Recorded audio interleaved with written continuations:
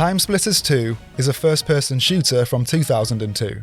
That isn't the most exciting way to start a review. I have 10 seconds to grab your attention and my time is quickly running out.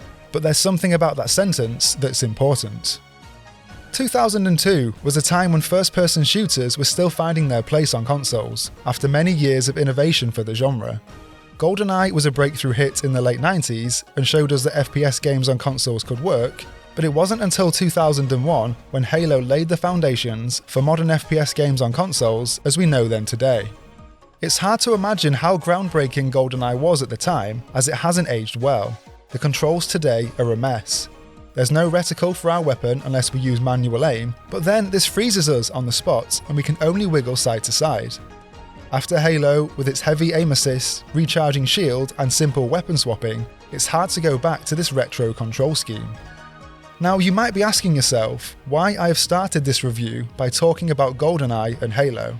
Well, it's because TimeSplitters 2 feels like an odd middle ground between both games. TimeSplitters 2 was developed by Free Radical Design, a studio made up of ex-Rare employees who worked on GoldenEye in the 90s. And this is where the biggest issues with TimeSplitters 2 lie. Rather than Free Radical lean into the modern controls of Halo, they've used what has worked for them in the past. Something which even for 2002 was becoming outdated. All of this is built on the foundations of archaic game design, which is so hostile to players that you might break a few controllers chasing 100% completion. As we examine TimeSplitters 2 in depth, we'll cover these issues while highlighting all of the exceptional work that's in the game. Varied objectives, creative missions, and wacky game modes that are so good they put modern FPS games to shame. A lot of modern games will be discussed in this review, as well as games from the time of TimeSplitters 2's release. And of course, there will be spoilers along the way. If you're holding out for the TimeSplitters 2 remake, you might want to come back to this review later. So, with that out of the way, let's look at this cult classic in depth and find out if TimeSplitters 2 is still great today.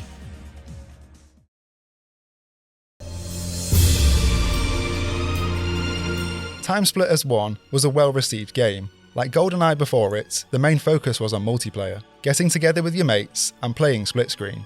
Now, according to reviews at the time, this was the best part of TimeSplitters 1. The single player was uninspired, but the multiplayer was pretty good. The single player essentially boiled down to capture the flag matches set over different time periods, where we enter an arena, fight to an item, and escape. There really wasn't much thought beyond this. Well, it's great to say that TimeSplitters 2 has built on this single player to create an incredible campaign. The basic premise is similar to X-Men Days of Future Past, where we go back through time to change events in the future. In this case, that means going back to destroy a time-travelling alien race, known as the TimeSplitters, and collect 10 time crystals along the way. For example, in 1990s Siberia, we infiltrate an underground lab and blow up their recent archaeological discovery. And in 2019's Neo-Tokyo, we shut down research into the TimeSplitters by gathering evidence and uploading it to the local police server. Cleverly though, this premise allows Free Radical to design anything in TimeSplitters 2. We can visit any time period, any environment, and complete any objective. I can't imagine how daunting it was to think of these levels, with no through thread to connect everything together. But against all of this, Free Radical did an incredible job. They've not only grounded TimeSplitters 2 in key historical periods, like the Wild West or Notre Dame, they've invented loads of sci-fi settings from the ground up. An alien planet where there's a war between alien factions, or a futuristic robot factory that's been overtaken by an evil machinist. All of these levels are designed to immerse us in the moment, with great visuals and sound effects that reflect that period.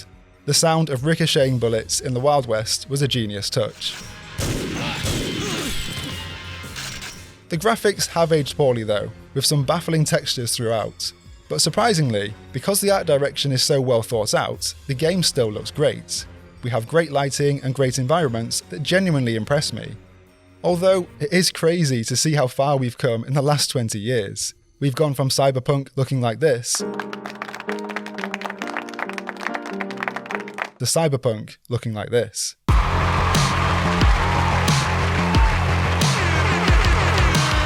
What really surprised me was how the cutscenes are still punching above their weight, even today.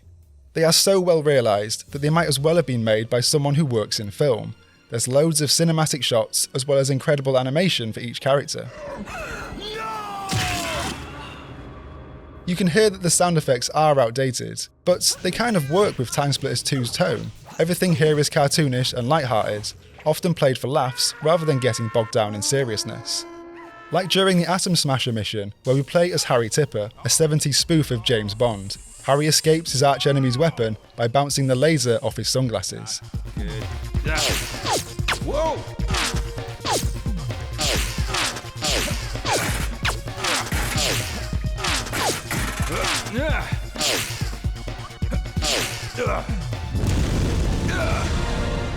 Comedy is so hard to get right in video games, but Free Radical has absolutely smashed it. You can already see from my brief description of the narrative that there's so much variety in the main missions. It is honestly mind-blowing how much variety there is compared to modern FPS games. We not only have varied levels spanning across different time periods, but we have different objectives in each level. We'll go from a stealth mission where we dodge CCTV cameras to an epic boss fight in 1920s Prohibition Chicago where we take down the local mafia boss, to something completely different again, like hunting for treasure in the Guatemalan jungle, just like Indiana Jones. Having variety across each mission alone would be enough, but what's really impressive is that every mission has varied objectives throughout. I mean, in the first level alone, we sneak into a research facility with silenced weapons, then have shootouts with an assault rifle, before fighting off mutants with a shotgun, and finally finishing with a boss fight against a helicopter at the top of a dam. And this is over like 30 minutes. Every mission is short, which means that there's something new in every 5 or 10 minutes of gameplay. We'll often find a brand new weapon, and shortly afterwards get another one, even in the very last level of the game.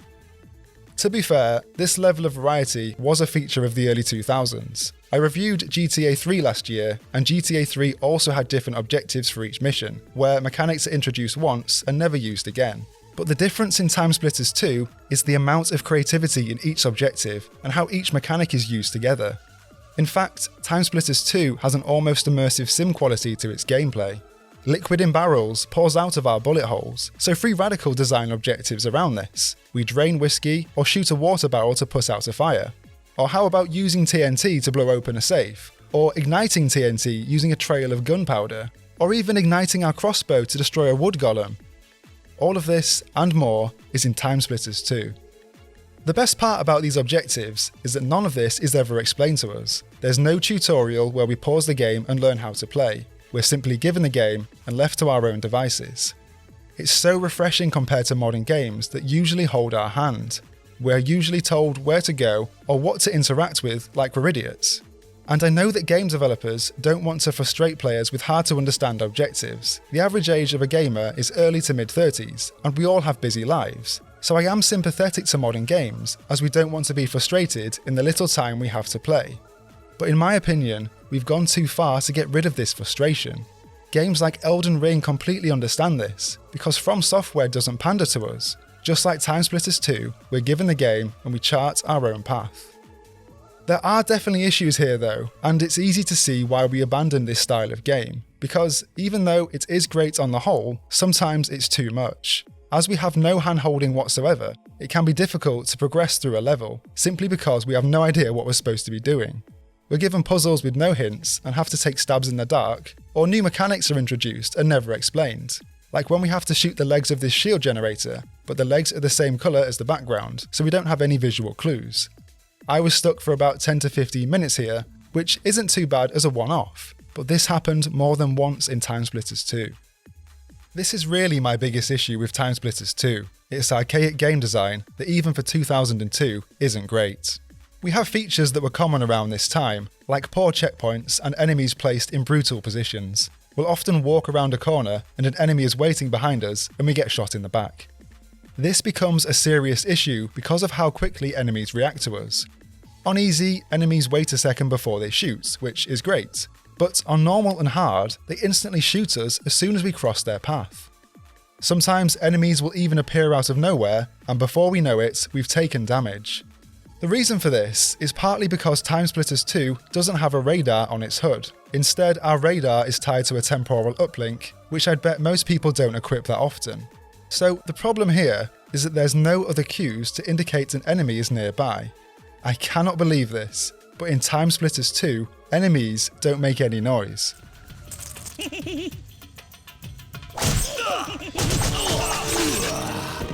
So, when an enemy enters an arena and runs up behind us, we have no idea that someone is approaching. I'd often check if an area was clear, only to start taking damage and realise that an enemy had snuck up behind me in silence.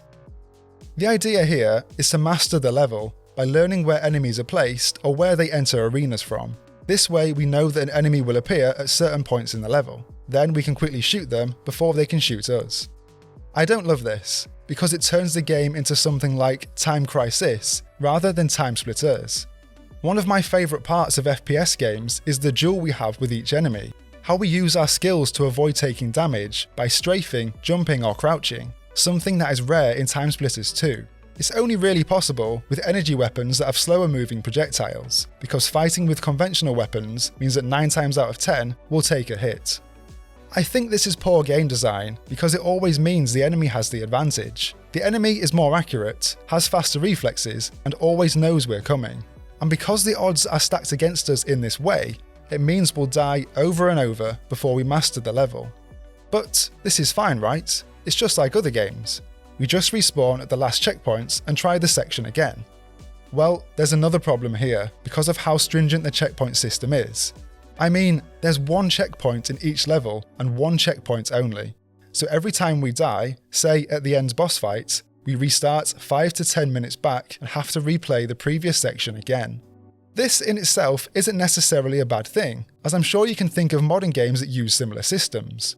In TimeSplitters 2 though, this is a bad thing because of how our health works. In 2002, we hadn't entered the age of recharging health. Halo introduced the recharging shield, but health in 2002 was usually tied to health packs. This system is great, because having health as a finite resource forces us to play strategically. We can't just run in, take damage and fall back to heal. So, what's the issue here? The issue here is due to the number of health packs across the campaign. Seriously, how many health packs do you think there are in the TimeSplitters 2 campaign? Try to take a guess. The levels are about 30 minutes long, and there's 10 levels in total. So think of a number for each level and then times that by 10. What do you think? I'd say 3 per level is a sensible guess, so 30 in total, right? Well, in TimeSplitters 2, across the entire campaign, there is 1 health pack. 1 health pack in 1 level, which doesn't even heal us back to full. It's absolute madness. It gets so ridiculous because we'll take too much damage to actually complete the level. If we get to the checkpoint with a quarter of our health, it's actually better to restart the entire level than try to push on. This fundamentally changes the requirements of a level from do I have enough skill to beat this to do I have enough health to beat this. To be clear, you can heal in different ways, although this is rare. There's an old man hidden away who will heal you on Neo Tokyo, and there are body armor pickups in each level. But honestly, the body armor was so weak, it's not that helpful. It's often decimated by 2 hits, even on normal. The argument here, which you might be thinking, is that there is skill here. The skill comes in mastering the level and stun-locking enemies before they shoot us. I agree this would be true if the game wasn't designed poorly. I mean, there were times when I'd stun-lock an enemy and they'd somehow shoot me, sometimes when their gun was pointed to the ground, or by pulling off an insane blind fire with a sniper. Look at this guy, he wasn't even facing me. Look at this, how on earth did he get that shot off? Seriously, someone signed this guy up for an esports team. It's such bullshit, because it's not even about the game being difficult, it's about how its systems interweave in the worst possible way. It's about unfairness. This unfairness was something I'd noticed throughout the game, as sometimes the damage we take seemed inconsistent, but it was only until I started playing on hard that I discovered something extraordinary. Something that once I discovered made me put down the game for good.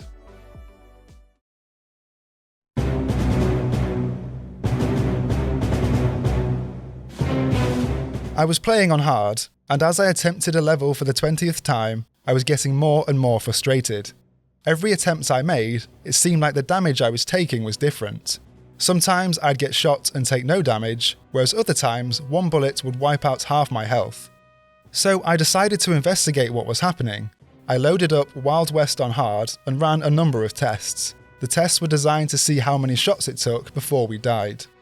I stood there, let the enemy shoot me, and I died 12 times over. What I discovered was that the amount of shots it takes to kill us is random. Sometimes an enemy will wipe out half our health bar with one shot, or other times they'll take out a quarter, or they'll do no damage whatsoever. It's not technically random as there are limits to this, but because the range of damage is so large, it makes the chance of survival random. On average, after the 12 tests, I died between 11 and 19 shots, which means at no faults of our own, the run we're making could be stacked against us, even more so than it already is thanks to the archaic game design. To make sure it wasn't just this enemy with this weapon, I tried the test on another level, and the results were the same. The damage was random. It's so frustrating because you can have your plan ready, the plan you've developed to master the level, yet everything comes crashing down with one rogue shot from an enemy. All our planning, execution and time commitment goes to waste simply because of how the game is designed. When I found out about this, I wondered if there was a way to tip the odds back in our favour. Maybe there was a way to dodge bullets more easily and take less damage. So I did another test to see if it was possible to dodge bullets on hard, which is where I got the 9 times out of 10 figure that I mentioned earlier. But while I was testing this, I discovered something even more extraordinary. Because in TimeSplitters 2, we take more damage if we are moving compared to standing still. You can see the numbers on screen now, but the average time it took to die when standing still was around 17 shots, whereas when we moved it was around 10. This makes no sense. It makes no sense for a fast-paced FPS game to include a mechanic where it is literally better to stand still when we shoot.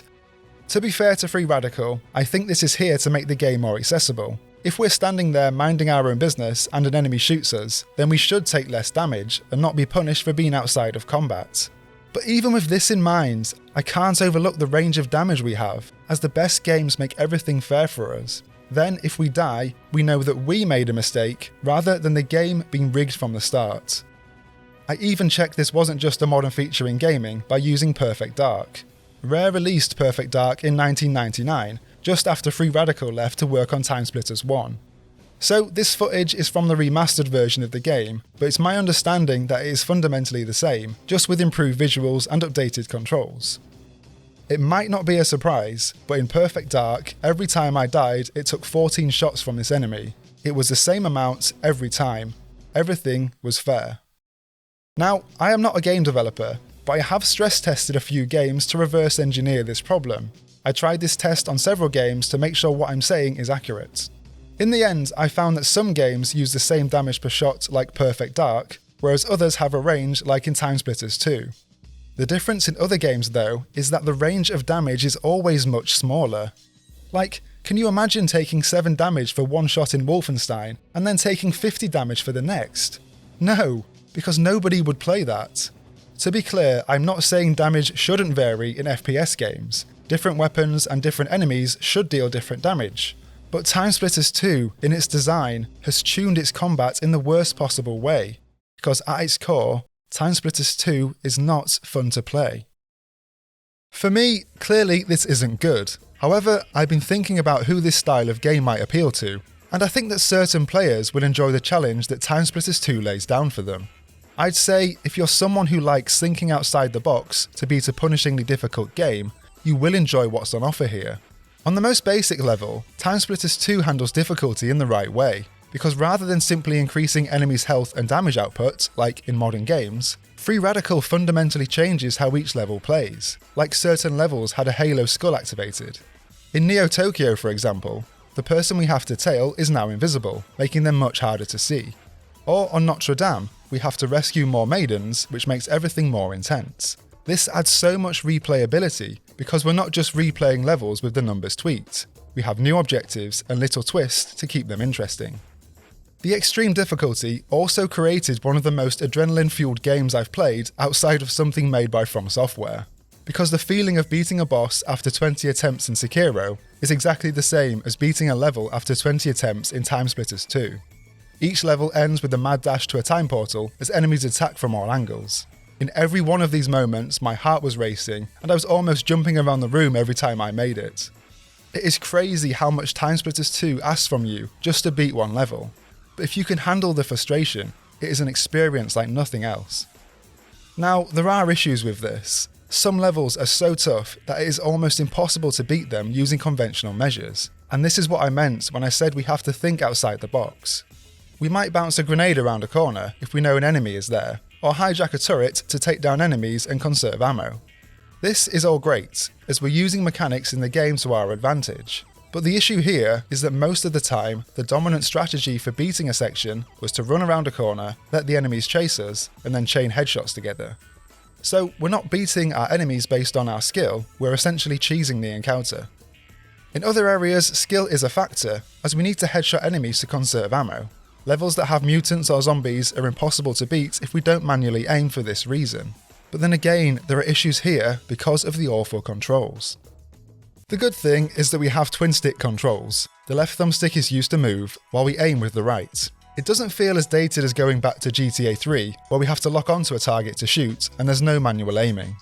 It's definitely not perfect though, as when we move the right thumbstick, our guns move before our camera, which makes turning have a slight lag to it. Our guns move first, then our camera moves second. It's very odd. We're also missing a lot of modern touches that make FPS games fun to play. ADS, for example, is sort of here, but also sort of not. We can pull L2 or the left trigger to aim manually, which brings up a reticle on the screen, and we can move side to side while we do this. It's not quite as bad as GoldenEye or Perfect Dark, where we're locked in place when we aim. We can move around the arena like a modern shooter. But due to how sensitive the aim is, it is extremely difficult to aim. I'd say it's actually verging on impossible to aim, shoot, and move at the same time. There's some serious resistance to the reticle when we manually aim, as the game tries to auto-center the cursor. So every time we try to line up a shot, we literally have to wrestle with the thumbstick just to hold our aim in place. It's so bad it should come with a health warning. I was getting cramps in my hand after a couple of hours of play. The controls are also shocking on the Series X version. When TimeSplitters 2 was added to the Series X back in November last year, the controls were hypersensitive, where the smallest of movements flung your crosshair across the screen. People rightly complained to Xbox, and in December the game was patched. But seriously, if this is what the game is like after the patch, I have no idea what it was like before. Now, I would never mark down TimeSplitters 2 because of this, as this is a problem with the Series X rather than with the game. But this issue could have been easily fixed if Free Radical included customizable controls. We can change our button layout, but there's no option to adjust sensitivity. Generally though, you will play TimeSplitters 2 using auto-aim rather than manual. Auto-aim here is great for firing from the hip and watching our bullets lock onto our targets. But I hate the auto-aim in TimeSplitters 2, because sometimes bullets track people down in different area codes while simultaneously missing at point blank. It's so inconsistent that it felt like I had no control over my aim. Another point to chalk up on the board of unfairness. I mean, would it have been too much to add an aiming reticle to our HUD? That would really have helped. It just seems like the controls were designed without thinking about player accessibility. It's not good even for 2002, a year after Halo released. In the wake of Halo, TimeSplitters 2 is seriously outdated because Free Radical chose to use their work from GoldenEye rather than a modern control scheme. Just to reiterate, GoldenEye came out 5 years before TimeSplitters 2. And this isn't an issue of old versus new, or me not being a very good gamer. People were discussing this on launch. I found forum posts from the time that showed people complaining about these issues. Something with the controls just isn't right here. Okay, so that is a pretty damning review of TimeSplitters 2. So this is a terrible game, right? Well, actually, there's a surprising amount of content to enjoy on top of the campaign. Content which is less punishing and much more enjoyable. Back in the day, you probably remember playing TimeSplitters 2 with your mates using split screen, and from what I've read in reviews at the time, this was other people's favourite part too. Well, replaying TimeSplitters 2, I completely understand why. The multiplayer game modes are some of the most creative I've seen in an FPS game. We have all of the standard modes we see in other games, but on top of this, we have some absolutely bonkers game modes that inject loads of fun into the game. There's a game mode where you shrink in size as you drop down the leaderboard, I guess to make us harder to hit and give us a chance to climb up a few places. And there's a game mode called Monkey Assistant, where a troop of monkeys fight by our side if we're at the bottom of the table, like we've been given a blue shell at the back of the pack in Mario Kart. But the best game mode out of all of these is designed without weapons in mind, Flame Tag. Flame Tag is absolute madness, where we have to run away from a flaming enemy to avoid being tagged. Playing tag in a video game is already ridiculous, but in arcade mode, we have to keep away from a flaming monkey, who is extremely fast. I would say though, that the countdown timer is definitely too intense, and I wouldn't recommend playing TimeSplitters 2 if you have a nervous disposition. The countdown timer is so loud, it will give you heart palpitations.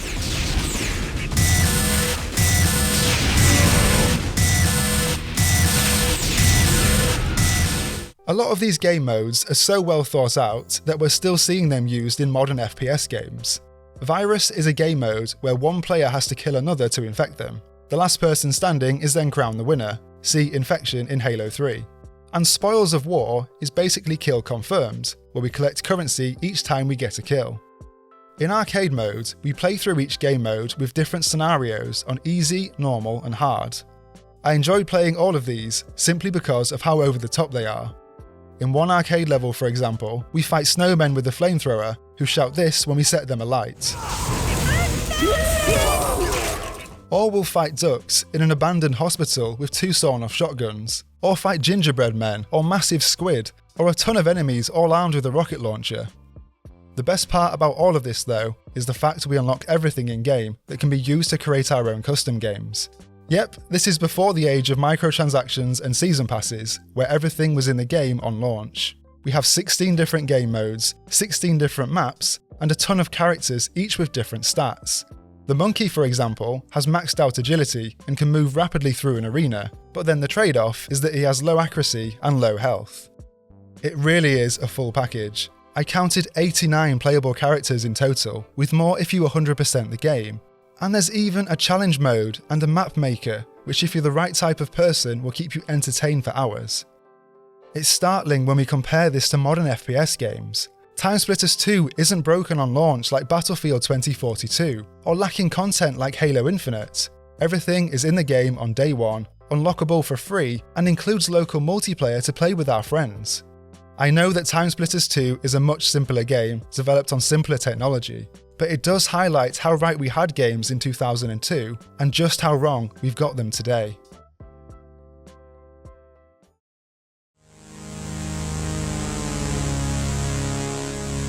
Okay, now it's time to wrap up this review and answer that final question. Is TimeSplitters 2 still great? I think there are 2 ways to look at this. On one hand, we have multiplayer that's a complete package, with so much variety and local split screen. And on the other, we have a game which has aged poorly and is built on rocky foundations. I'd say if you want to play TimeSplitters 2 and get a group of friends together for split screen multiplayer, then yes, TimeSplitters 2 is still great. But for me, based on the problems I described in the campaign, it is sadly a no. I don't think TimeSplitters 2 is still great, and I'd be uncomfortable recommending it to you in 2022. Unlike replaying GTA 3, which also has issues with archaic game design and poor controls, GTA 3 is fundamentally the same Grand Theft Auto we have today. TimeSplitters 2, however, is fundamentally different from a modern FPS game. We abandoned this design, brutal difficulty, and poor controls long ago for something which is much better. I know there's a brilliant game somewhere in here, and I hope that it gets a remake. If the game is updated to modern standards, I'd be happy to say TimeSplitters 2 is great again. And if we get TimeSplitters 4, it could stand out against the military shooters of the day and become something special. Just as Doom was reinvigorated in 2016, now is the time for TimeSplitters to rise again.